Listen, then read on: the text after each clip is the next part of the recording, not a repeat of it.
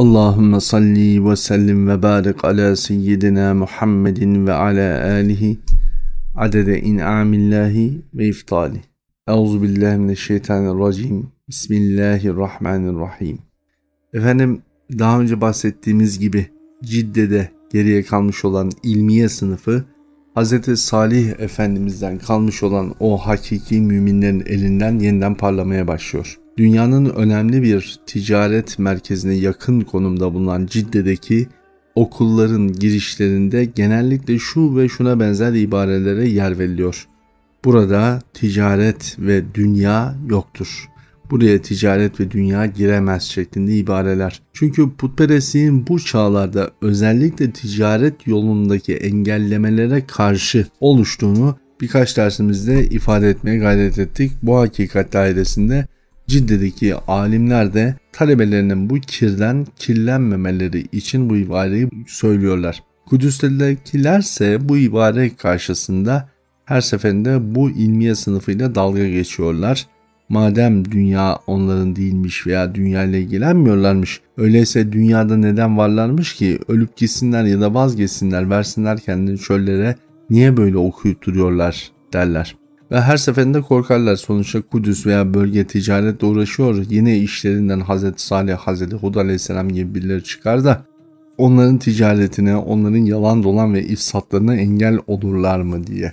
Efendim, tabii ki bizler tarih itibariyle milattan önce 11 binli yıllara geliyoruz. Hz. Salih Aleyhisselam'ın vefatından 1000 küsür yıl geçmiş. Neredeyse 1300-1500 yıl kadar geçmiş durumdayız. Ancak bu dönemde de peygamberler gelmeye devam ediyor. Özellikle Hz. İbrahim Efendimiz'e Hz. Salih Efendimiz arasında gelmiş olan diğer peygamberlerden bahsetmeyince bugününki tarihçileri açısından söylemek gerekirse Sümerlerin en eski, dünyanın en eski medeniyetlerinden biri olduğu zannediliyor. Allah'tan ki yakın dönemde bulunmuş olan Göbekli Tepe şimdi anlatacaklarımızın temelinde önemli bir değişim olarak karşımıza geliyor ki dünya tarihi biliyorsunuz ki Göbekli Tepe'nin bulunuşuyla beraber değişti. Anlıyoruz ki dünya tarihi sadece bir grup insanın fikriyatıyla oluşturuluyor ya da birçok şey henüz bulunmadığı ya da doğru yorumlanmadığı için hep putperest bir anlayış üzerinden dünyanın diğer dinlerinin buna göre şekillendiği zannediliyor. Halbuki İslam dini genellikle yaşadığı coğrafyanın her zaman için söylemek gerekirse ticari ve siyasi koşullarının tevhid akidesine göre değişmesi için mücadele ediyor. İnsanların ifsat hareketleriyle bunları bozuyor olmaları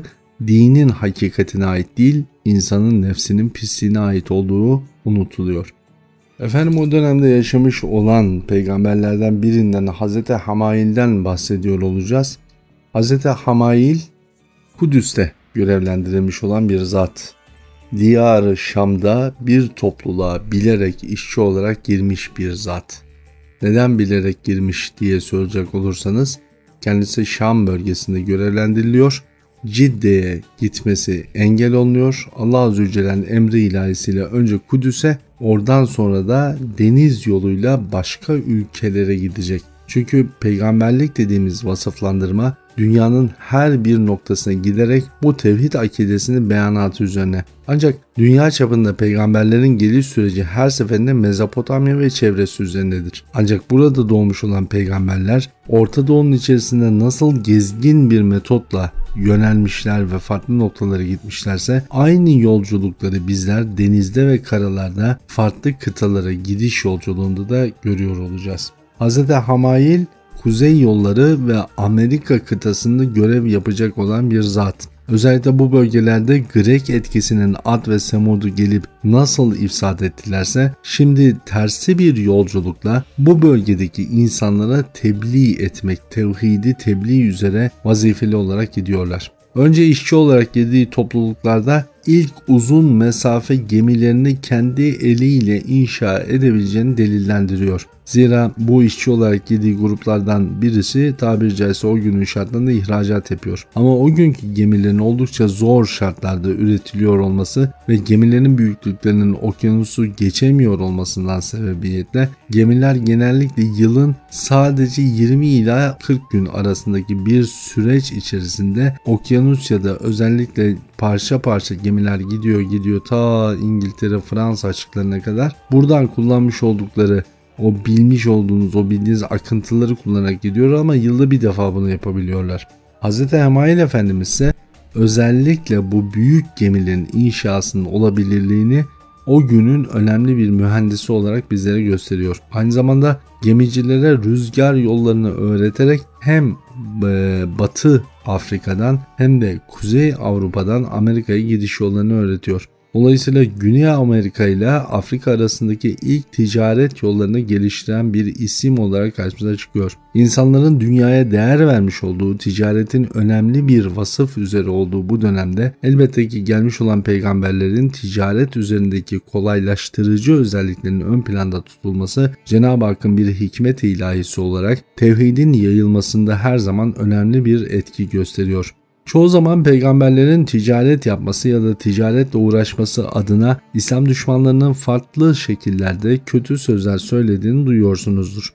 Ancak insanoğlunun nefsi nereden yara almışsa elbette ki oradan toplanması gerekiyor. Bu Allah-u Zülcelal'in tabiri caizse bir takdiri ilahisi, hakikat doğal olan da bu.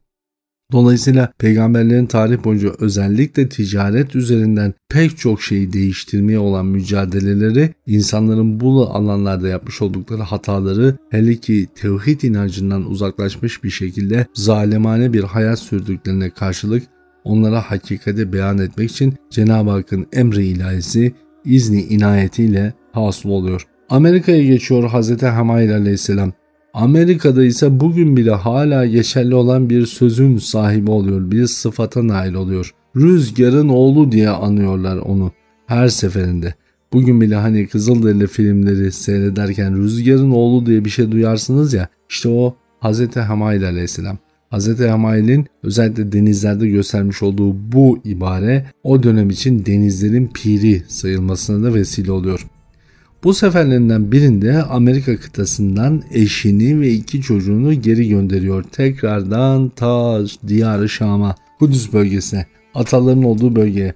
Bir grup Kızılderili de yanında geliyor. Zaten ticaret edip gelip gitmeye devam ediyorlar.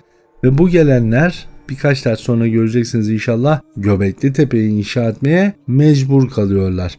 Yani apayrı bir sürece gidiyor şimdi dünya tarihi. Biraz da Göbekli Tepe'nin tarihini anlatmış olacağız. Bu dönem içerisinde Siyer Nebi'nin en önemli farklılığının bu dönemde bulunmuş arkeolojik kazılar sonucunda da önemli bir ibaresi için anlatılmak için. Efendim Amerika'da kalmış olan Hazreti Hemail burada yapmış olduğu çalışmalar ve buradaki tebliğ vazifesiyle Kızılderililer tarafından oldukça seviliyor.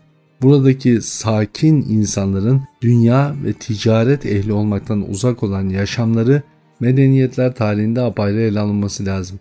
Her seferinde güney cephesinden gelmiş olan büyük zulümata karşılık bu bölgede ciddi değişimlere sebep oluyor ve bu bölgenin Kızılderililerin elinde hakimiyet kurulabilmesi için devlet yapılanmasını sağlıyor. Bu devlet yapılanması bugün için Teksas merkezli olduğunu söyleyebiliriz. Ancak Meksika'nın da Müslümanlaşmasıyla beraber tam da Güney Avrupa'ya İslamiyet'i yaymak üzerine harekete geçtiğinde ömrü vefat etmiyor. Bugünkü şartlarda bu Güney Amerika'da Meksika'nın güney bölgesinde vefat edip buraya defnedilen Hz. Hemail Aleyhisselam daha sonra Amerika'ya gelecek olan sahabe-i ikramın yolculukları içerisinde de onlara görünüyor, onlarla görüşüyor. Allah-u Zülcelal'in izni inayetiyle böylece dünyanın dört bir tarafında tebliğ hasıl oluyor ki Greklere karşı bir önlem alınıp Orta Doğu'daki hakikati bozguna uğratmasınlar. Elbette ki bu geliş gidişler sarkıntıya uğradığında konu yine Orta Doğu tarihine geri dönüyor. Efendim yarın Allah nasip ederse Orta Avrupa'daki din ve yaşamdan bahsediyor olacağız. Oraya hangi peygamber gitmiş bundan bahsetmeye çalışacağız. Yarın inşallah Allah nasip ederse. Efendim bugün kalın sağlıcakla.